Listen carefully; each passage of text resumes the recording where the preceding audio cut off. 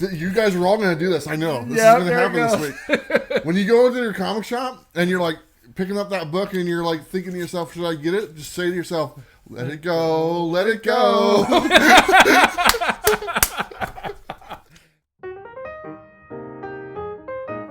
Hey everyone, welcome to Comics with Bueller. As always, I'm Bueller. Today is episode 108 of the brand new Coffee and Comic Show. And as you can see, I'm not alone. I got my good friend Bob here with me. Bob, how you doing today? I'm feisty, my friend. Feisty. How are you doing? We're feisty. Feisty old farts. There we go. FOF. Is that feisty, what we are? Salty, whatever it is. There we go. Oh my God. Anyway, this should be a fun show. Maybe, I don't know. Probably not. We're probably going to bore you to death, but you know what? That's kind of what we do, but that's all right, right? But hey, thanks for tuning in. Yeah, thanks for tuning in there. But we always start off with the coffee we're drinking, and the coffee is brought to you by Mocha Express. And right now I'm drinking myself a caramel frap. Nice, cold. Got some whipped cream on there. I know how much you love whipped cream. There you go. How is it, my friend? It's wonderful. Nice. You should try it. Maybe I will someday. You've never had it. I have. Oh, so did you like it? Yeah. Well, get another one. Maybe. Did it have whipped cream on it? Yeah, it did. Yeah, you liked it, didn't you? You liked it. I got a foo-foo drink. There you go. What are you drinking right there? This is a cold brew, no sweetener, but it's been infused with cinnamon, and it's really good. Infused with cinnamon? What the hell does that mean? I don't know. Maybe when they're brewing it, they put cinnamon in it. Infusion. You don't see any cinnamon particles in there. So. Cinnamon's gross. You ever have cinnamon noodles? No? Yeah, you're lucky, dude. It's horrible. Oh my gosh. That's what we had for dinner one time at my dad's house. Really? It was gross. Cinnamon noodles in meat water sauce. It was the worst thing ever, and it was like a delicacy of the people who came over and visited. They're like, oh yeah, we have this all the time. We ate a lot of bread that night. Everyone ate the bread. The bread was gone. There's a big pile of cinnamon noodles in the middle. Nobody touched it. Hey, thank you. What are you gonna do? Anyway, we got a great show today. Our topic is FOMO causing you to stress out about collecting comics? We also have our regular segment, the Was It Good segment. That's at the end. And we're also going to do a new segment just called Random Thoughts. And we're just going to talk about random stuff, maybe the Punisher deal that's going around, and also that WandaVision show that came out. We might talk about that, whatever comes to our mind. But first things first, I want to talk about some of the artwork that's around our little area right here. And right here in front, you can see that's from Doyle Comic Art. We have his comic art cards all around. You can check them out on Instagram and Facebook at Doyle Comic Art. They're pretty cool. He sent us a bunch of them. Really? Like a stack. Nice. So every week we're going to swap them out and kind of share whatever he sent us and stuff. And you can have some as well. So thank you. We might give some away, so that's pretty cool. We have another piece of art right here that I want to share that was sent to us. And this was sent to us by Giovanni. And you can see right there, that's me and Rogue. I don't know what's going on there. It's a pretty awesome picture. It's pretty cool, man. She looks happy, so I'm happy if she's happy, right? That's what it's all about right there. But you can see me peeking my head in the side there. So anyway, sent me that artwork, and he's actually on Instagram as well. It's at Headless Hammerhead. That's his Instagram. He has a bunch of artwork on there as well. And then last week, there was another piece of art that I meant to show that I forgot to, and it's by Steven. He sent me this thing that'll pop up on screen. I just showed you a picture of it. Awesome. It's the Amazing Spider-Man Homage 300 cover. He's the same guy who did the Comics with Bueller, the Rye one. Nice. And number 0, whatever that is. So very cool. He sent it to me the week before, and I forgot to show it last week. I felt kind of bad, but you can see it here on screen. I got to get it printed up. It's awesome stuff. These make nice t-shirts someday. If I ever decide to do t-shirts again, I have plenty of designs now. So thank you to everyone who sent in this awesome artwork. You know, for everyone from Doyle Comic Art to Giovanni to Stephen. Is it Stephen? Stefan? I don't know. I get that wrong all the time. Yeah. But you know what? There's no shortage of talent that are out there that send us stuff our way that we get to highlight, and that's pretty cool. And we love it, absolutely. Absolutely. I also want to say real quick, I want to start doing this now, but a couple weeks ago we had a super chat sent our way, and it was sent to us by Dragon Sayon Slots. So I just want to say thank you to them for sending in the super chat. It was 2 weeks ago. We don't get a lot of super chats during the comic video, but that's okay. It's not really our goal. but we just want to recognize people who do so. So appreciate that. $10, it goes a long way. Buy some more chalupas. Chalupas, there you go. So nothing wrong with that. So thank you, sir. Very much appreciated. But let's go ahead and jump to our first 5. And you want to go first? Sure. Okay, I'll set this up here. All right, so today I brought a bunch of random Bullseye books. And so I got Moon Knight, number 24. There's my first one. And then I got She-Hulk, number 1. Then I got Gambit, number 19, which I thought was really cool. And then Bullseye Greatest Hits, number 4. We got a little Elektra action on there. There you go. And then Daredevil, number 200, after he's kicked the heck out of Bullseye. So there you go. There you go. Now, you guys probably can't see this on camera, but we have this little platform coming out like 2 extra feet now because people were complaining they couldn't see the books very well. We tried to zoom in, to get as close as we can, but really, we'd like to use another camera, but if we did, we'd put the camera right in front of the other camera, so you'd end up seeing that camera. So it doesn't quite work out. So we're using this platform, so we're kind of reaching. It's kind of the old fish technique, you hold the fish out, make it look bigger. Maybe that makes a difference so you guys can see the books better. I don't know. But we're trying. There you go. All right, I got my 5. All right, I'll take these down from here. And you already know what these are, and these weren't my original first 5. Oh, really? But, these kind of ended up in my lap today, so I got to show these. This was my, what is this? Your Christmas present. Christmas present. There you go. Web of Venom, number 1. Look at that. Look at that exclusive cover. Bob gave that to me. These are all from Bob, by the way. Gave these to me. Nice little Christmas present. I like them. Delato, right? Sorry it took, different. That's by Delato. Sorry it took so long. Yeah. I'm mad at you. Give me a break, dude. But the main present that I wanted to give you, they didn't finally send them out until like last week. So you are forgiven. Appreciate it. There you go. All right, and here's another one. This is Black Cat number 1, the Shannon Mir variant, and here is the Virgin one. There you go. Look at how beautiful that is. King in Black number 1, the Shannon Mir variant. And the Amazing Spider-Man number 30. Also the Shannon Mir variant. The Carnageized Mary Jane. There you go. And so, adding a bunch of the Shannon books to my collection, and nothing wrong with that whatsoever, nothing wrong right? With that. We're both really big fans of Shannon, and Happy New Year to you and your family, and Becky and all that and everybody, stuff. yeah. And hopefully you're going to be doing an interview with them pretty soon. Pretty soon. Should be pretty cool. I can't wait. Can I at least say hello to them? Yeah. Cool. There you go. All right, man. So that's our first 5, brought to you by Comic Pro Line. If you need some comic book supplies, go check out the link down below and go buy some comic book supplies, bags, boards, boxes, you name it. They got it, and you can buy it. So there you go. Easy as that. Let's not waste any more time. Let's go ahead and get to our topic. And our topic is brought to you by Blackbox Comics. You can go to their website, blackboxcomics.net. Enter the code Bueller10. You save 10% off your purchases. Like I said, our topic is FOMO causing you stress in collecting comics? Now, there was a lot of comments on this. I mean, there was a ton. And we picked quite a few, and we've done the best job we could do to kind of cut them down. But really, we have 18 different comments on here, and I started off with 30, and it got down to 18. We're just going to read some and not really comment, because kind of these, they just stand on their own. They don't need us to add commentary to these comments, because, I mean, some of these feelings are pretty strong for what they have to say. So we're just going to read some and just kind of move to the next one. There are a few we are going to take some time and talk about. But for the most part, we're just going to read what the people had to say about this, because trust me, it's a problem, if you want to call it that. I mean, there's worse problems to have. Sure. But the FOMO thing, and some of the wordage that people used in their comments was a little, it makes me feel kind of bad. So we're going to talk about it. So I guess, you know what, I'm up first. And here we go. The first one is from Nerdy Couch.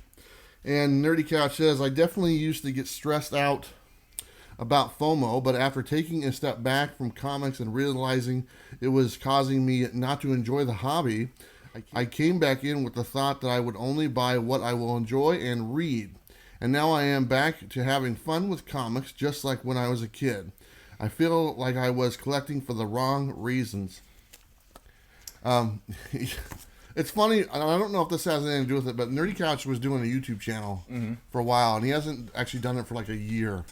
And I don't know if he's referring to that time when he took a break to come back, and now he's back because he recently started commenting on videos again. I haven't seen him done a video, but I really enjoyed his videos when he was doing them and stuff. And hopefully, whatever it is, at least he knows now he's back for the right reason and he's having fun collecting, and that's what counts. So for sure. But I don't know if that had something to do with his YouTube channel as well, as far as he wasn't making content or whatnot. So I watch a number of different YouTube channels. One out there that I enjoy watching is Cody Comics. Yeah. And the owner of that particular comic shop, he'll always say, it's very important that you understand what type of collector you are. Yeah. And with the day and age that we're in, and all these different ways of collecting comics, it can cause you a lot of stress if you're not set in what you're doing. He always looks like he just got done working out. He does. I watch it too. I'm a fan. But he does make a point. Yes.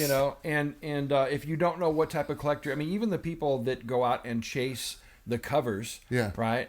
They're having fun because that's the type of collector they are. Yeah. And so it's very, very important that you get dialed in. Otherwise, you can go all over the place, and it causes this. Yeah, I think he's a comic shop owner. He is. Yes. All right, I got the next one as well from DB Striker. Says, indeed, it was affecting me, and I've spent more in the past 3 months than I have in the past 3 years. But now that I realize it, I'm going to scale back. Simply tell myself there will be another one down the line. There is always another one down the line. That's right. Every week there's another one, and another one, and another one. So that's you know exactly what? Right. But spend more money in 3 months than 3 years, that's not... That's the whole pandemic thing there. There you go. It's like, I just need something to do. So Either that or I got a stimulus check. Yeah, hopefully that switches over here pretty soon. I got the next one. This is from Jacob Bell. Says, I'm not going to lie. When I started seriously collecting and picking up new books every week, I did have FOMO. Eventually, I didn't care anymore. I learned that most of these hot books I didn't even read, and a lot of them don't even hold their value.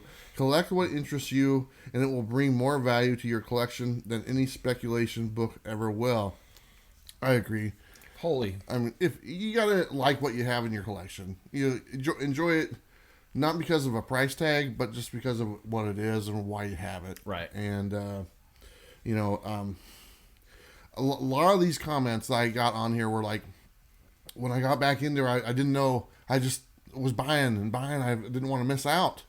And then I think as time goes on, we all tend to kind of procure our collection and kind of narrow it down to the stuff we do like and enjoy. Right. But that FOMO thing always kind of sneaks in the back door. Very easily. Yeah, very much so. Okay, I got the next one. It's from Blake Lanier. Says, yeah, sometimes FOMO gets to me. I usually don't go crazy, but it's frustrating when you hear about all the spec and nothing comes of it 3 weeks later. Yeah, there is a quick life cycle to spec books, I think, for the most part. I mean, some they'll get talked about for quite a bit, but for the most part, you'll hear spec for a little short time. And, let's just, I mean, you're going to hate me if I say this, but let's just say Daredevil 25. And Daredevil 25 was talked about quite a bit that week and a little bit after the week, and now it's, you don't really hear too much about it, because people have moved on to something else. Right. Because like I said, there's always something else. The Star Wars now, or that Spider-Man cover with the webbing and stuff like that. That was the big thing, or whatever it is. So it's really quick to turn the cycle over. And when that cycle is turned over, you could probably go back and get that Daredevil 25. Sorry, Bob. Oh, it's all right. I know what you mean. He loves Daredevil. But, I mean, it's probably less money now than what it was when people were talking about it all the time. Yeah. And that's usually the case with everything. So it is. I usually find that with most things like that, there's a 3-month bubble. Yeah. And then after that 3 months, prices go down. You don't hear about it for a while. And then something will happen. Maybe it'll pop back up. But what you said earlier is exactly right. I mean, every week there's something new. Yeah. 2011, there was something hot that week. Yeah. 2012, something hot that week, right, during that year. Yeah. And the same thing right now. There's always going to be something that's popping up. And yeah, it was the Star Wars the other week, and then last week it was the Ha book, and then also the I think a Teen Titans one with the X guy or something like that, Robin X or whatever his character is, and that little guy that comes to the shop, he ran in again, and he's like little guy. Right. Too funny. Too funny. All right, Bob, guess what, man? I'm up. And we're up to your page now. Okay, so the next one comes from Alberto Aquino. He says, the FOMO is so real. Hype gets built up around different series, and it's a gift and a curse we all have to navigate carefully. Without it, I wouldn't have picked up Something is Killing the Children, Venom, or Thor. But I've definitely picked up some books that I regret. The truth is that there will always be great books out there, but I need to be okay with missing out on a few. I can't read everything. It's just not a realistic thing I can do. So I need to be okay with being patient and taking my time. Yeah. I wrote on here, FOMO can help. FOMO can, like you said, it turned him on to some books as he heard about them. And the books he mentioned, Something is Killing the Children, Venom, Thor, those are great books. Right. So on another end, when you hear something like that, it helped out, because it turned him on to some really good books in the long run. It's the FOMO that when I look at the books that I'm like, why would you buy that book, and for any other reason than just for the FOMO craze? And but when you can get a book and you get turned on to something that's actually really good and deserves that type of attention, sure, that makes a big difference. It does. So. It does. I like when I find a book because of somebody's enthusiasm. Yeah. Like when I hear Robbie read a review that about a book that I wasn't even looking at, and I found some great books that way. Or when Damien does the same thing, I actually found Something is Killing the Children because of your enthusiasm. And I'd much rather find a book because of my peers' enthusiasm rather than because the price is about to go up, right? And so.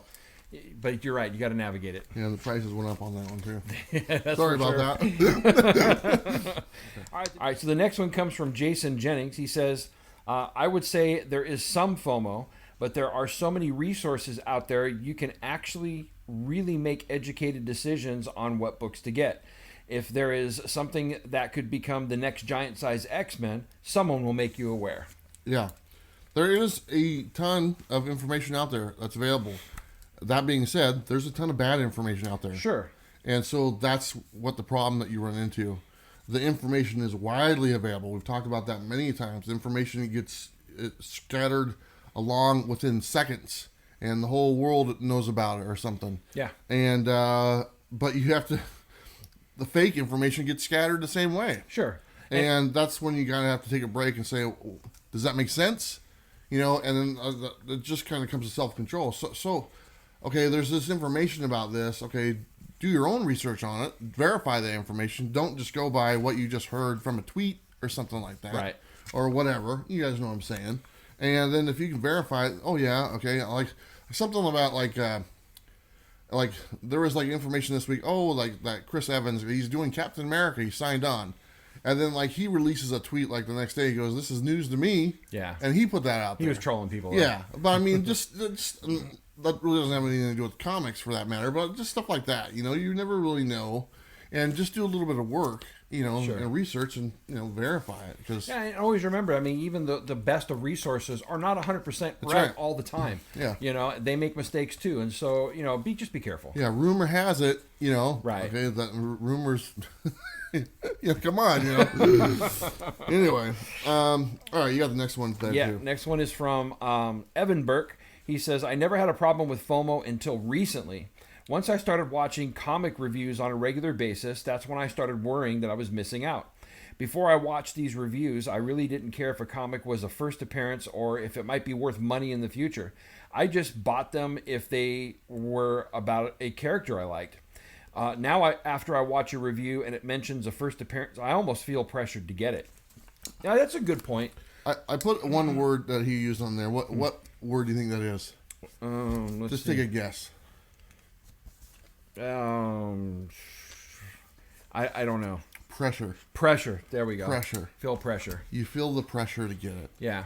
That's FOMO equals pressure, and people they fold under the pressure. That's what that means, and that's what it's a little bit of it is self-inflicted, okay, pressure, but a lot of it is, hey, I'm in this community now, because the comic book community now is larger than it's ever been as far as connecting with each other, okay?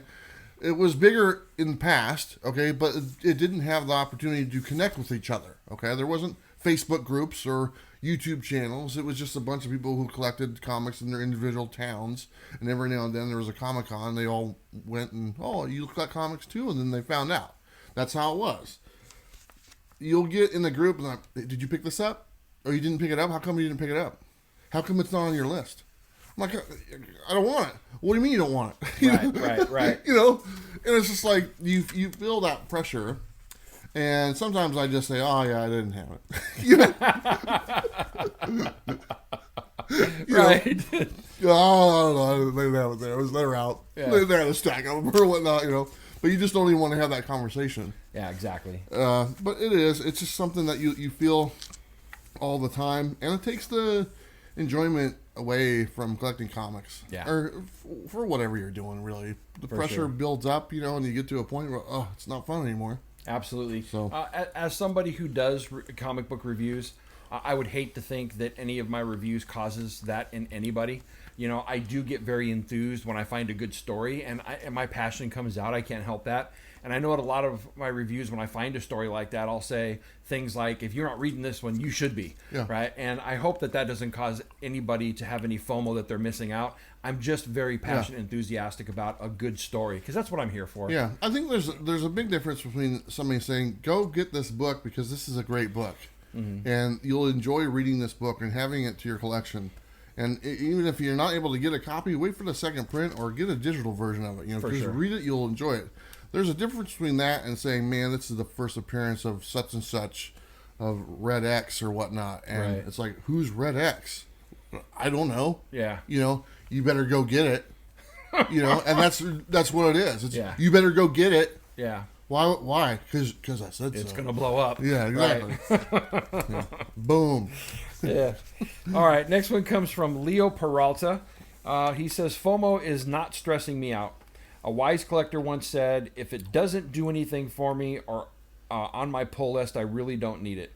Another thing is to be patient. Don't always believe the hype. I know that some books that came out months ago and were going for $30 on release day are now down half the price of even the cover price.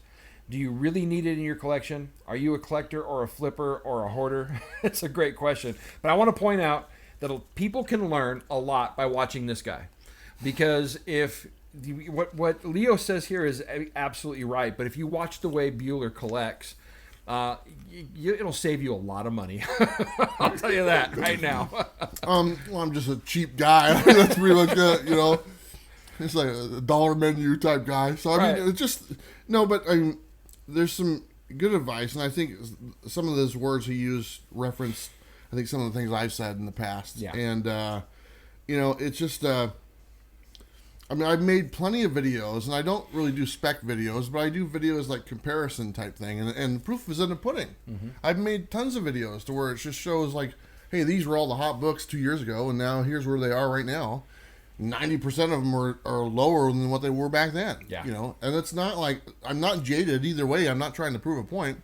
I'm just, whatever it is, it is. Yeah. You know, and I can't, you know, if that's the case, that's the case. I mean, I don't go into those videos thinking, oh man, I can't wait to see how much these went down. Right. I don't care. I have no horse in the game, or whatever you want to call it. So it just is what it is. And then people get mad at me for just pointing out what things sell for. You know, right. I'm like, okay, you know, what do you want me to do? Lie to you about it? Right. But you know, patience pays off in the long run. There's only really, you know, when you think of 2020, okay? And think of any book that came out in 2020 that's over $50 right now. It's not a lot. Maybe 2, 3, maybe at the most. I mean, I might be missing a couple here and there. But, I mean, think about it. In 52 weeks, maybe 3 or 4 books. I mean, let's just say 5 for a high. 5 books out of how many thousands of books came out from last year are over $50? Yeah, we're not talking like store exclusive. Yeah, we're just talking about everything people that regular got a chance to buy. Exactly. So, great point. Yep. All right, next one comes from Hard Knocks Collectibles. He says, "I love FOMO. It's hilarious. I only collect what I like, but FOMO is helping me find my collecting. I keep tabs on what everyone is talking about with new books releasing. Then I grab about 10, sell 9 for double or triple. Rinse and repeat. Thank you, FOMO.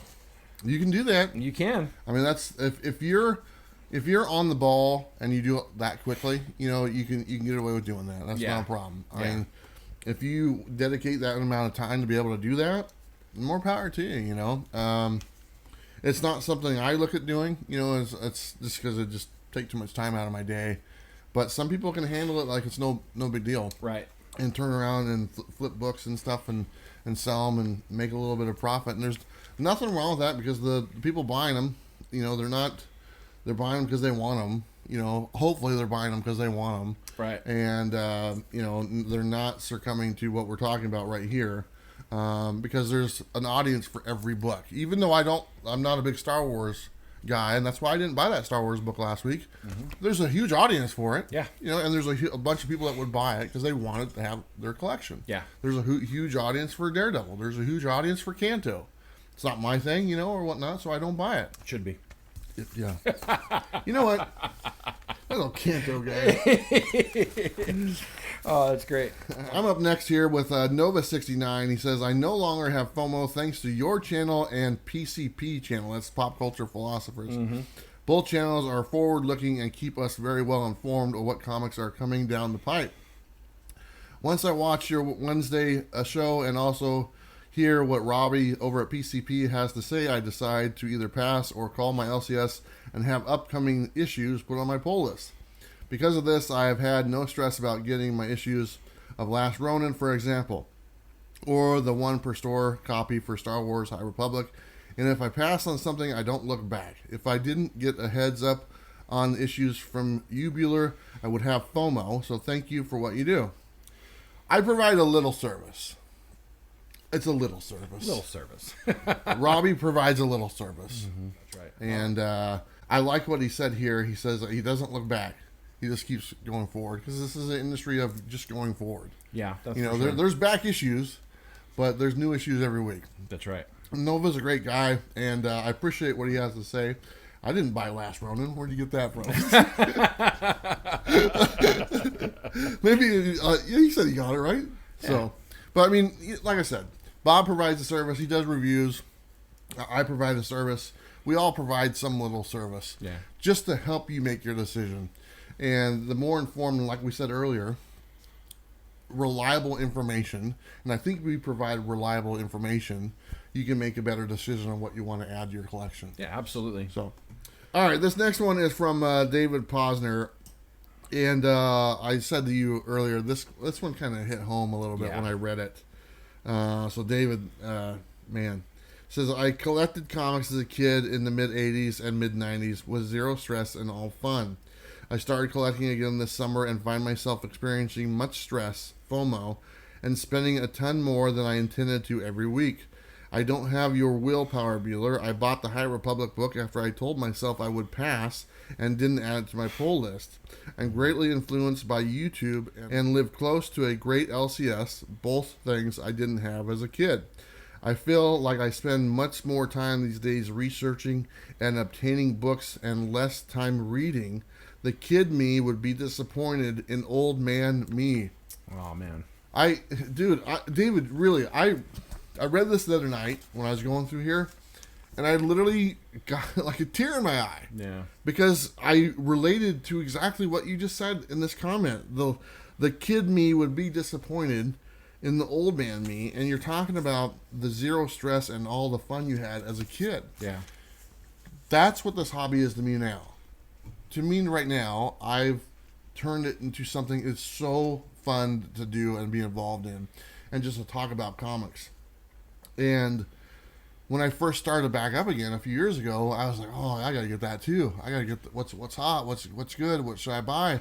And I was buying that stuff, and you can see it in my videos. You can see my videos take a turn over the year. It's like it goes to this type of thing and it goes to something else, And you can see, it's probably been about a year and a half since I kind of flipped the switch and said, you know what?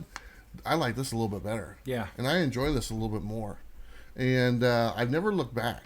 And, that enjoyment and stuff that you have as a kid, that's what I'm experiencing right now. And David, I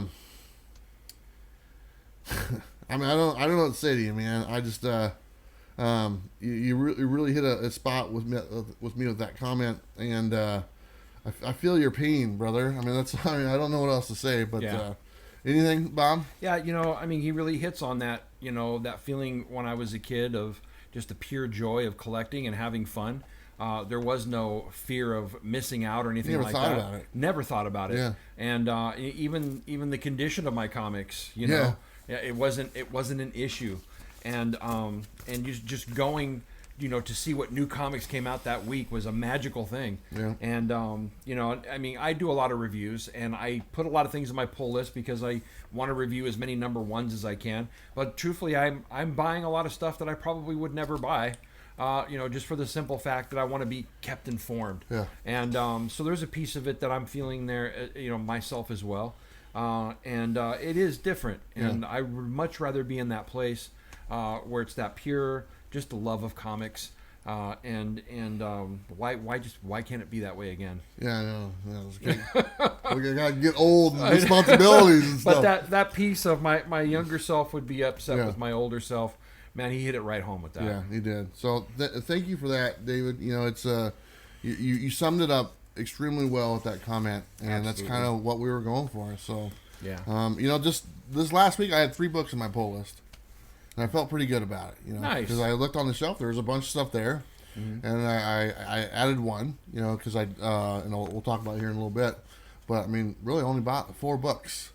I was like, man, I only spent like $12. Nice. That's a good week. Yeah.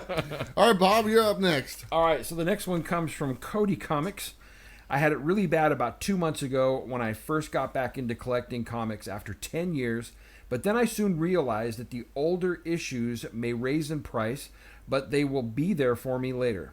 However, my FOMO for new comics, especially for Ice Cream Man and the Immortal Hulk, has gotten out of hand, especially because I don't want to pay more than cover price in the aftermarket. How does FOMO affect you when it comes to old versus new comics? Thanks for the videos. All right, so there's a question there. Yeah. And I don't, for me, there's no difference in the two, to be honest. Because something you said in that comment right there is like, they're always going to be there. Mm-hmm.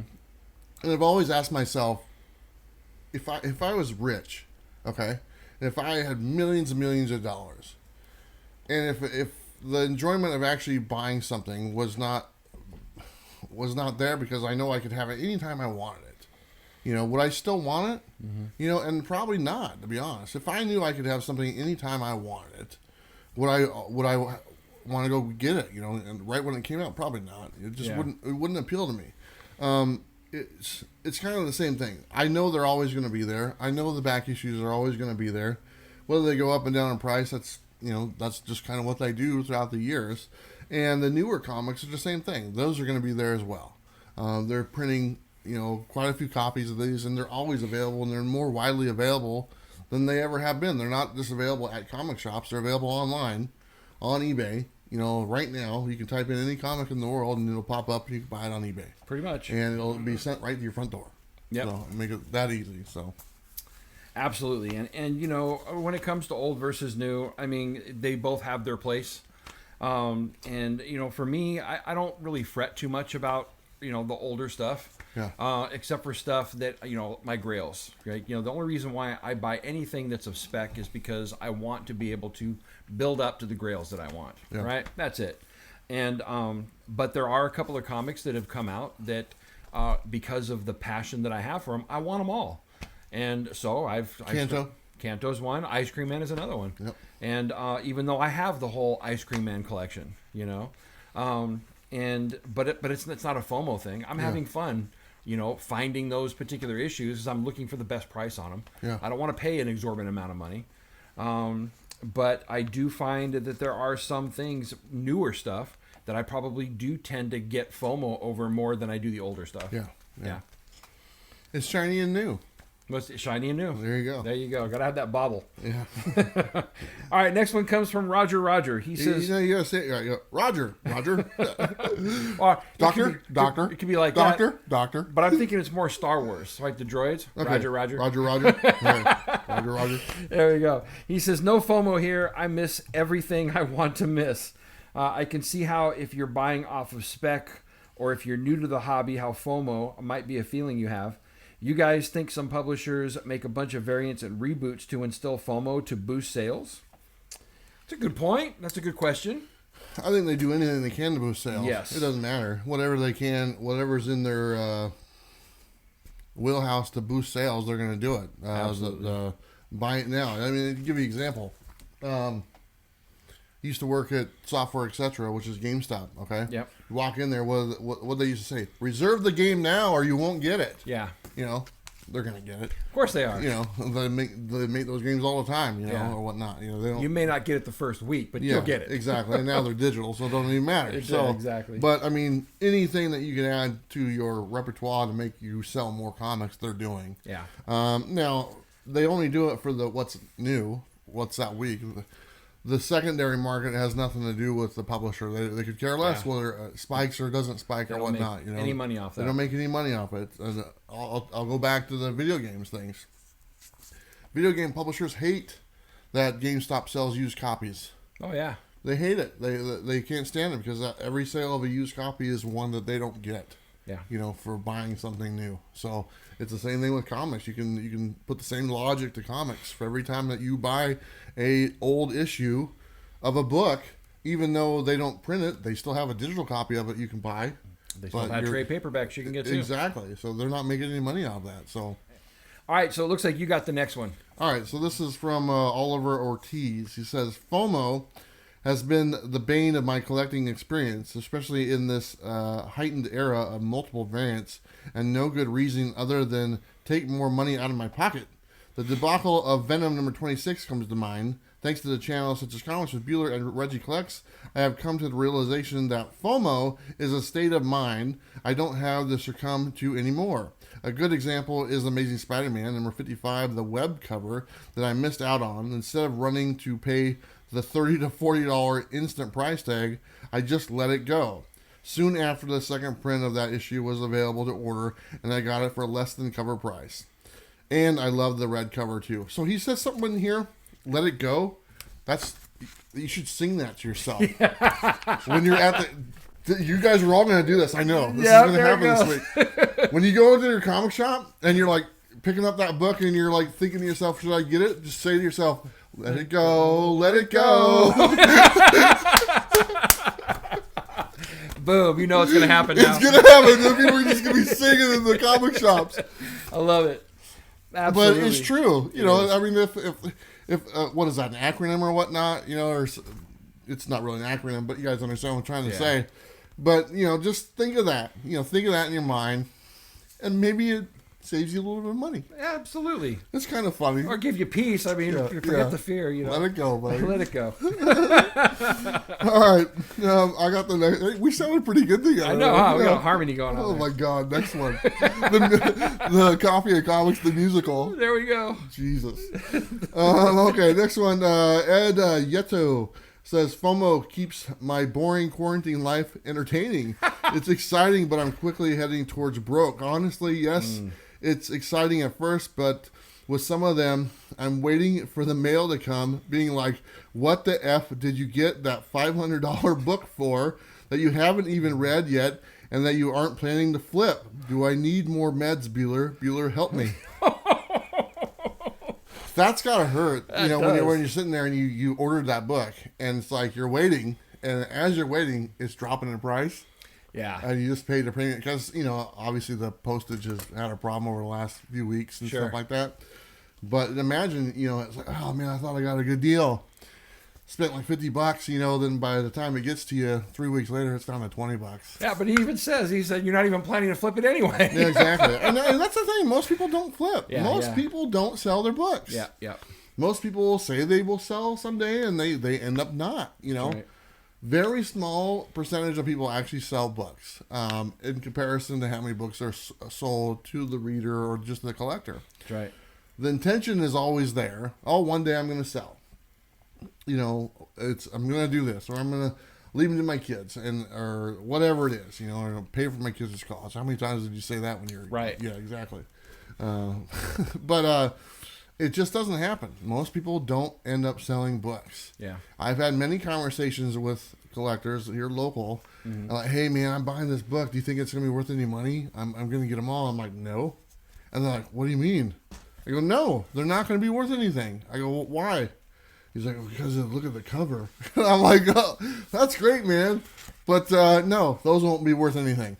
I go, they might be worth what you paid for them, you know, for the cover price, but, you know, no, they're not, because most comics aren't. That's right. 90% aren't worth what you paid for them. So he knows exactly what I'm talking about. He's kind of watching. He's like, yeah, I remember that. Yeah. We had that conversation out in the parking lot at Mocha Express. Yeah. He's like, look at this. And I'm like, yeah, that's great.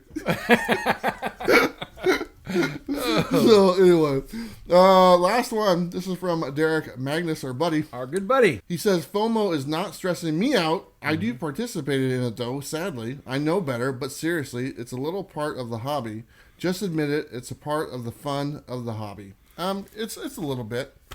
I just want to say something real quick. Yeah. Derek is one of those guys, I love him, right? Because there's a couple of things where I've missed out on. Yeah. You know, and I've been on my little soapbox, I missed out on that thing, you know, and Derek, man, he comes through. He'll send me a message on either my Facebook or my Instagram and let me know, hey, I found this for you. Yeah. You know, I just love that about the guy. Yeah, there is a wealth of knowledge. Yeah, for sure. But he's dialed in. He's dialed in. Yeah, and he's got the hookup, so I mean, he's doing all right. Let's just put it to you that way. So For I mean, sure. And he's been collecting comics for a long time, and he's been a fan of the show for a very long time as well.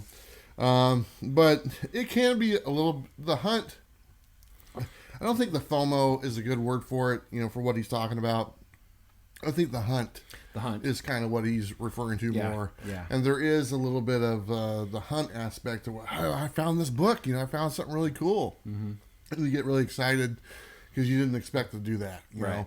And I think that's a little better word to use than enjoying the fear of missing out. Yeah. You know, because the FOMO stands for fear of missing out, you know.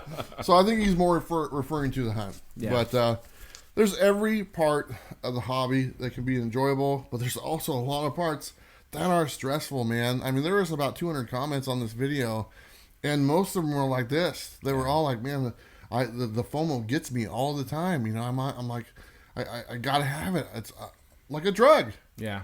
It's funny because Tom McFarlane referred to it as a drug.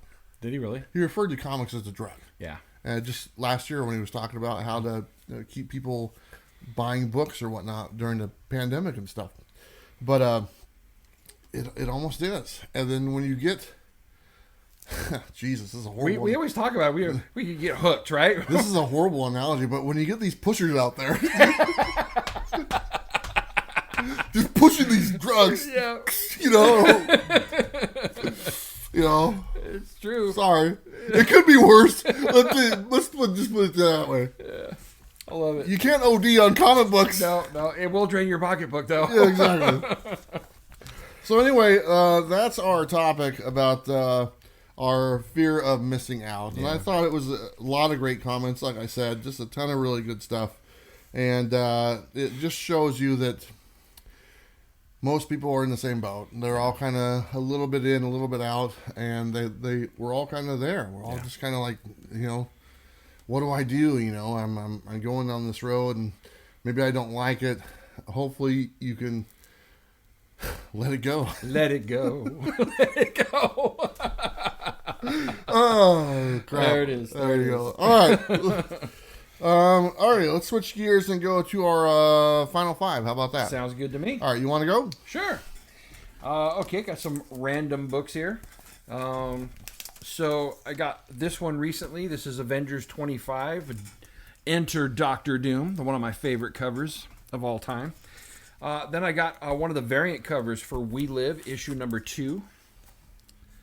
Love that series. Nice. Then I got Captain America number 112. I think I've showed that one before, but I just love that cover. And they got Daredevil number 600, the Joe Quesada variant. This is the yellow suit.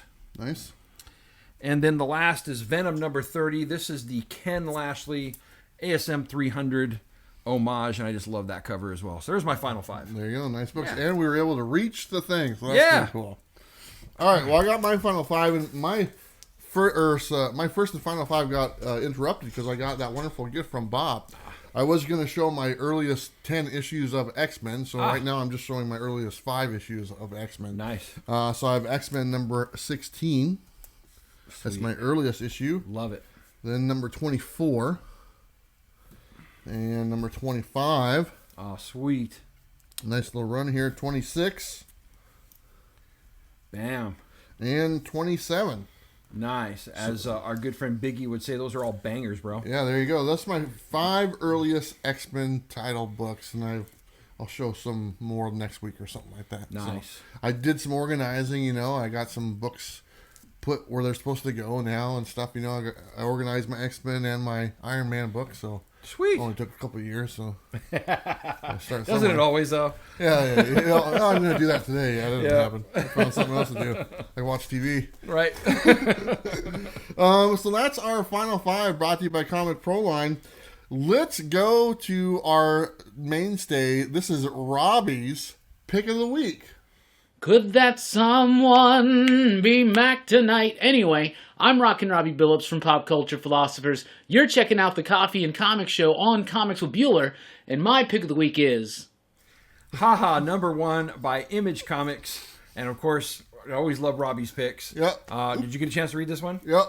Yep. It was good. It was good. Definitely good. It's part of our Was It Good series, so we're going to talk about that here in a couple of minutes. But I got to agree with Robbie. It was my favorite book last week, but there's something I'm a little disappointed about it. Yeah. And we'll talk about that here in the What Was It Good segment or what. There we go. Sorry, I'm a little choked up here, but what are you going to do? But anyway, Robbie's Pick of the Week. Go check out Robbie's channel, Pop Culture Philosophers. It's one of our favorites. We talk about it every week. No reason why you shouldn't. It's one of the best. So there you go. Absolutely. Anything to say about Robbie? Every week is my favorite show is his comic book reviews, and he's the best when it comes to What about the reviews. coffee show? What's that? What about the coffee show? That's not your I'm talking about on his channel. Whatever. On his channel. Yeah. Gosh. All right. Good enough. Go check out his channel. All right. Your prize is in the mail, Robbie. Robbie, we love you, bro. All right. Let's go to our fan favorite. Was it good? Was it good? And you know what, Bob? You're up first. Okay. And we're going with this one right here. Bob, was it good? It was phenomenal. It was really good. I really like. Maxwell Prince. If you've read Ice Cream Man, you know what type of story you're getting here. Definitely in the same vein. Horror anthology, and I really enjoyed it. But you got a chance to read it as well. And you're talking about there's something that you didn't like about it. What was that? For one thing, I thought the book was great. But the only thing I have a problem with is that I loved it so much, I don't want it to end. And these issues are standalone stories about the character. So issue 2 does not involve this character that we were introduced in the first one. And I would love to see this character that we got to know, because this could be the Joker's origin story. Yeah, exactly. If you wanted it to be. And I would like to see this character fleshed out with his own series. Now, number 2 could be just as good. Sure. Introduce something else, so that's great. But I would love to get more from this character and to see where it goes, because he's having a bad day. I mean, this main character is not having a good day. Yeah. But you know what? He's happy about it. So, he's a clown, so whatever. Right. He gets mugged, he gets shot, a bunch of other stuff, but he's doing all right. He's doing good. He's doing good. Could be worse. Balloon kids, stuff like that. All right, let's go to your next one here. And we changed it up a little bit because the availability of books were different. This next one is 7 Secrets, number 6. Bob, was it good? It was good. As a matter of fact, out of the whole series so far, this was my favorite of them all so far. The story's broken wide open. And it's about a secret society that, has these 7 secrets that can make empires rise and fall. Yeah. And I'm really, really enjoying it, and especially how it's broken wide open in this particular issue. Didn't some of the secrets come out? No, they're kind of being flushed out. Oh, right. Promises. Anything special? No, that wasn't. You got to Come read on, it. man. So you liked it? It was good. I did. It was good. Okay. Last one that we got from you, like I said, the books are a little bit different. This is Devil's Red Bride, number 4. Bob, was it good? It was good. Ever since, the unofficial Comics with Bueller variant came out, I've been on this book, and I didn't know if I'd be keeping it on my pull list, but that first issue was so good. I've kept on reading it, and I've just loved the story of the main character and her being on the road to vengeance. It hits all those samurai tropes for me, and this book kind of blows it wide open as well, and really enjoyed it. Yeah, this is one of those books where I fell behind. I read the first one. I haven't read any of them since. Oh, so good. I didn't even know they were already on number 4. You got a little FOMO now? No, it'll if it's meant to be, it's meant to be. Meant to be. I gotta let it go then. You can't. You just love to say that. You sing that a lot, don't you? You're in the bathroom. You're like sitting there. Maybe. Just let it go. Just let it go. Right. Different context. God. Okay. All right, Bob. Mm-hmm. What you got for me? All right. So this week you read Erratic number 2, and Bueller. Was it good? No. No? I wanted to like this book. I read the first one, and I enjoyed the first one until the end. And the end of the book, there was like a big squid monster came out of the ground, kind of out of nowhere. And I was like, oh, that's a little weird, but I was going to give it another shot. So I read this one, and it's very wordy. There's a lot of words in here and stuff. And it's kind of more of a kid's book, I noticed. It just seems maybe a younger age type thing. And so unfortunately, that's it. I'm pulling it off my pull list and stuff like that. So that's too bad. Yeah. Not really. It kind of did the same thing. It kind of did like the whole introductory, the whole issue was like the kids in the high school, and like the very last few pages, there's something happened. Mm-hmm. And they just repeated themselves, and I was like, I don't know. The artwork is good and stuff, but unfortunately, I'm done with that one. Okay, that's too bad. Yep. All right, let's move on to your next one. And the next one that you have is Big Girls number... What is this one? Big Girls number 6. There you go. Is that the 6th issue already? Yeah, it's over. Wow. All right, so there it is right there. And Bueller, was it good? It was really good. There's a bunch of naked dudes running around. I don't know if that's your thing. It's not really my thing. But you know what? That's what was in there. And there were some really very nicely timed shading effects. Mm-hmm. So you couldn't really, and maybe you could. But, no, seriously though, I'm not lying. If you've read this book, you know exactly what I'm talking about. But it's the end of the story arc. I honestly don't think that they say that they're making more for some reason. In the back of my mind, I don't think there'll be another one, to be honest. The author left a little comment in the back, we're hoping we come back or whatnot. I thought it was going to be an ongoing series. They wanted to be, but I just don't, if the sales are there, it will be. If Sure. they're not there, they won't. So, but if it's not there, and if this is the end, then it wrapped up really good. It's a great story arc. The premise of the story is there's these big giant kaiju monsters, and then they're men, and then there's giant women and they defend the city from these monsters. Well, apparently these monsters have a little bit more intelligence than you really thought, and they're actually not really that bad. So as the story rolls around, you realize that, hey, the monsters aren't bad. They're really the bad people are this secret society people or whatnot who are trying to do something with the monsters, and they create big, huge men, and the men are the bad ones. The naked men. Naked men are bad. And you know what? And when this one naked guy in here gets his head bit off by one of the monsters. And when you're naked and you get your head bit off, it's not a good day. There we go. But you know what? I loved it. I thought it was great. It was a lot of fun. Enjoyed it. Hopefully it comes back. If not, I'm pretty happy with the series. There you go. All right. And so for the last one, we don't actually have a book because they were shorted this week. But I think you've already read this one, haven't you? Okay, so the next one on your list is Red Mother number 12, the end of the series. Yep. Bueller, was it good? It was really good. This series kind of had me going up and down throughout the series, because it's definitely a slow burn and stuff. And some of the issue 6 and 7 were like, oh, it's really dragging, almost to the point where I almost dropped it a couple times. To be totally honest, I'm glad I stuck it out. I really enjoyed the finish. There's some. It was a little gross. Did you read it? You didn't read it yet? Okay. I didn't get a chance to read it yet. It's a little gross with it. Like I said, there's I think they're referring to the 4 Horsemen of the Apocalypse. I might be wrong, but I think that's what they were referring to, was what one of the Red Mother is, because she's like, oh, me and my 3 others, or whatnot, are coming, or something like that, And the lady with the fake eyeball, she stands up to her, man, and she kind of takes her eyeball back. And it's, this one you get eyeballs, and the first one you got naked guys with their balls, and this one you get just one eyeball, and you know what? Balls all around. Balls all around. Balls to the wall, right? It was great. I thought it was really good. All right, man. Here we go. All right. So next week I'm going to be reading the King in Black #3, Maestro War and Pax, I believe #1, and Deceased Dead Planet #7. So I'll be reviewing those. What about you? I'll be doing Once and Future issue #10, and then they got that new Iron Fist Heart of the Dragon #1. I'll be reading that, and then the last one is Stillwater #5. Our good friend Chip Zdarsky.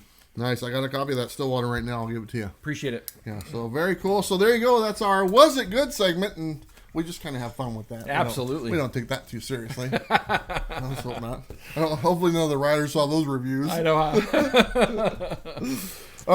We're just going to kind of go to, like I said, some random thoughts on some stuff that's kind of going on right now. And we won't take up too much time, but one of the things is the Punisher thing. Have you heard about that? Yeah. I think it's unfortunate. In the news, we're hearing about the fact that they want to have Punisher and the Punisher symbol pulled from literature, basically. Yeah. Here's the thing about that, and I hear them talk about it more than I actually hear the people complain about it, if that makes sense. Like, I will see a video on there. They're calling for the removal of the Punisher. I see that more than I actually see the people saying remove the Punisher thing. Yeah. It's kind of like the old saying, like, oh, you can't say Merry Christmas or somebody will get offended. Okay. In reality is you hear that more than you hear people actually get offended by you saying Merry Christmas. Yeah. How many times do you hear that phrase? Oh, you can't say Merry Christmas anymore. People get offended. Compared to how many times have you said Merry Christmas and people got offended? You hear the other one a lot more. Right. This is kind of the same scenario. I haven't heard, I know they're out there, they're on Twitter and stuff and saying stuff, but if you keep bringing it up, and here we are right now, you're just giving it, air to breathe. Sure. And stuff like that. So, yeah, that's kind of the way I look at it. Yeah, I don't know how to feel about it. Yeah, I don't like the whole cancel culture thing, and I think this is a part of that, getting caught up in the mix of it. I think it's unfortunate that a few different people used that symbol, which is why this whole conversation is coming up. But I had a few things when I was younger, it had to do with symbols of hate that. Once somebody started fearing me because of wearing that particular thing, I stopped wearing it. Yeah. But this is something a little bit different, and I love the character. I've always loved the plight of Frank Castle, especially how him and Daredevil play off of each other, because that's two sides of the same coin. And as far as them removing Punisher from literature, I don't know if that's the right way to go. It'd break my heart if that happens, but there's a piece of me that understands it. Yeah. And so I don't know how to feel about it at this point. I don't think it's going to happen. And just so you guys know, last month's issue of Savage Dragon, Punisher was in there. Yeah. Him and Wolverine, and they're killing a bunch of people. Right. Just like they should be doing. Just like they should be doing. Isn't that what they do? That's what they do. Absolutely. He's good at what he does. I don't know, whatever it is. Yeah. Another thing is, did you watch the WandaVision? I sure did. What do you think? Pretty good? I loved it. Absolutely. I think, if you're not in for the long haul, it might be a little bit confusing. Yeah. Because they just kind of drop you into this thing, and they're dropping very tiny hints, not enough to really give you enough to go on. So it's kind of confusing, like, you know, what's really going on here. It's supposed to be. But if you've read the House of M storyline, you kind of understand what's going on. And I think these early episodes are shorter than the episodes are going to be later on, because they're trying to keep them into like sitcom type, you know, length. But I got to tell you, my wife and I watched both, and we laughed our butts off, and I really enjoyed it. Well, I watched it. I thought it was okay. I mean, I thought it was kind of like Lost, like the show. Right, like Lost. It's like, oh, they're on an island or something. I don't know. Right. I don't know. You know, it has to play out. You know, because I mean, just like I wouldn't go back and watch 1 and 2 again. You know, it's like if that was part of a movie, I'd probably just skip that part and just go to where like, stuff actually starts happening. I don't need to sit there and watch them have a dinner party or something. You know what I'm saying? You know, I mean, that's charming and everything, but I mean, from what I understand, they don't drag it out too long. Yeah. You know, and I think if they were to drag it out too long, they would be like, okay, we get the stylistic thing, what you're trying to do, but let's get the ball rolling. Yeah. Type thing. And I don't think they're going to do that. So I mean, what I really think is going on in the trailer we saw, there was a dome that looked like it was made out of her power. I think inside of that dome is where all this is happening. And she's created a reality where she can be with Vision. And those little things in the background you hear, you know, Wanda, who did this to you type thing, is Sword trying to break in. And she doesn't want to have anything to do with it. That's what I think is going to happen. There you go. You heard it here first. Go get those Sword books. We'll see. I don't know. I know, huh? Another thing real quick. You know, I put out a video over the weekend. A non-speculation video. Believe it or not, you can make those. And I'm putting out a challenge. Anybody who does YouTube videos, take a break from doing a speculation video and just make a video about comics that you really enjoy. Yeah. It's actually kind of fun doing that every now and then. I loved what you did, man. I thought it was great, you know, because there's just way too many of them out there right now. And just to see some comics that you enjoy, I just loved it. So I think we need more of that. Yeah, I enjoy putting that video together. It was fun, you know, and just kind of talking about some classic stories that I enjoy. For sure. You know, reading back in the 80s and stuff like that. I mean, because that's what those books were. Yeah. Except for a few recent reads. All those books were literally ones when I was a little kid, remembering the fight scene between Thor and Crusader, or Thor and the Renegades, or whatever they're called, the Rangers or something like that. I remember that, and that's why I have that book in my collection, because I remember those fight scenes. So kind of cool. But yeah, take a minute, make a video. If you do videos, make a video about, you know, books you like and enjoy, you know, and just say they're worth $1, you know, or whatnot. Whatever. It doesn't matter. So. Yeah. I also want to say it looks like we are going to be hitting 1,000 likes on our preview video. Nice. We probably already did by the time this video came out. So I'm going to be eating some chalupas on the preview at the end of the video. And you know what? Some people have given me a hard time for asking for likes. And you know what? Give me a break. Yeah. You know, I'm just having fun. You guys are having fun. You know, it's Comics with Bueller. It's not just comics. I got to put a little bit of myself in there. And if I can get any excuse to eat a chalupa, I'm going to take it. How many people have you helped out in this community? Right? None. And you've helped out a ton of people in this community. I'm selfish. And you rarely ask for anything for yourself. So, like, you know what? It's okay if you ask for some likes. Okay, you got permission. I'm going to get a chalupa out of it. That's all. There you go. That's all I get. I just want a chalupa. There you go. But anyways, thank you so much to everyone who got that to 1,000 likes. And honestly, it does actually help the algorithm or whatnot get the video suggested out there, and that's great, because the more it gets suggested, that's the possible chance of getting more people into collecting comics. Absolutely. So everything helps. So it's all because of you guys. You guys are the ones doing it. So thank you. There you go. It works out. All right, I think that's about it, man. You got anything else going on? No, that's it. You know, I've been doing some more stuff on my channel. I got my reviews coming out this week. I got a preview coming out this week, and so, you know, stay tuned. I got things in store. He's got things in store. I do. I got skills, man. You got a little bit of skill. He's a singer. I didn't know that. Woo! Oh my god. I can dance too, man. Can you really? No. But you like making videos of me dancing? Actually, you guys don't know this, but I got a video of this guy cutting the rug, and it's pretty good. It's on my private YouTube channel and stuff like that. Nobody's seen it but me and a handful of other friends. But it is a classic. Someday Someday. Someday, if you gotta give me permission to show it. There we go. All right. It's pretty good. Maybe. All right, everyone. Thank you so much. This has been fun. I don't know what the topic is for next week. We'll think of something. Maybe Bob will come up with something. Hey. Actually, I think you did have something. I did. I don't remember what it was, though. I think it was about the store variants or something like that. Yeah, that's right. Had to do. Oh, well, we'll talk. Yeah. We got it covered. All right, everyone. Do me a favor. Check out Everything Comics. That's Bob's channel. He's doing really good. He does some videos every now and then. He just 1 year anniversary or something. 1 year anniversary. Yeah. You know how many coffee episodes you've done? No. This is your 53rd. Is it really? Yeah. That's just amazing. Congratulations, man. Man, that's exactly. One more is a whole year. I thought 52 was a year. Oh, 54. Is it? I don't know. Like that. It's been a year though. It's been a year. It's been longer than that, really. Actually, we're coming up on our 3 year anniversary, and you were on the 2 year anniversary show. That's right. I don't know. Whatever. We don't even know what day it is today. No. All right, and that's all I got. Thanks for tuning in, everybody. Yeah. All right, you want to do the outro this time? Can you get it? The whole thing. Can you get it? I'll let you know if you got it right. All right. So, no, I can't. Come on, man.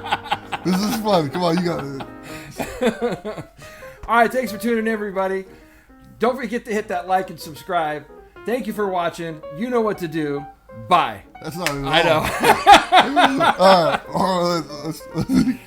All right. Come on. Here, I'm going to do it, then you're going to do it, okay? Uh-huh. Hey, everybody, don't forget to like and subscribe. You know what to do. We'll see you next time. Bye. There we go. All right, Bob, you're up. Go for it. Come on. 50 episodes. Don't forget to hit that like and subscribe. You know what to do. We'll see you next time. Bye. Good enough, man. Gosh.